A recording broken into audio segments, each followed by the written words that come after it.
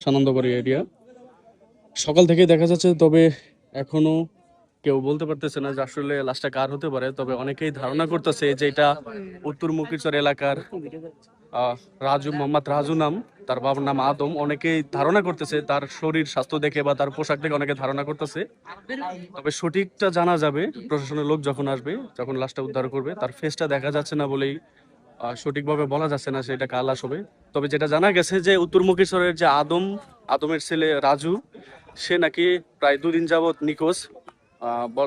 লোকজন বলছিল যে পরশুদিন রাতে যে আর্জেন্টিনা এবং স্পেনের ফাইনাল খেলা হলো, সেই খেলা দেখতে বাসা থেকে বেরিয়ে গেছিল আদমের ছেলে রাজু। তারপর থেকেই তাকে প্রায় 2 দিন যাবৎ খুঁজে পাওয়া যাচ্ছে না। সেই জায়গা থেকে এলাকাবাসীর অনেকের ধারণা যে এই লাশটা তারই হওয়ার সম্ভাবনা রয়েছে। ইতিমধ্যে কিন্তু তাদের বাসায় কান্নার রোল পড়ে গেছে। তবে সঠিকটা জানা যাবে যখন প্রশাসনের লোক আসবে। আর আপনাদের যদি কোনো ধারণা থেকে থাকে অবশ্যই জানাতে পারেন। আপনারা যদি তার শরীর স্বাস্থ্য বা পোশাক দেখে যদি চিনতে পারেন, তাহলে অবশ্যই প্লিজ জানাবেন যে এটা কে হতে পারে, বা তার বন্ধু বান্ধব যারা রয়েছেন তারা যদি কোনোভাবে আন্দাজ করতে পারেন তাহলে অবশ্যই জানাবেন।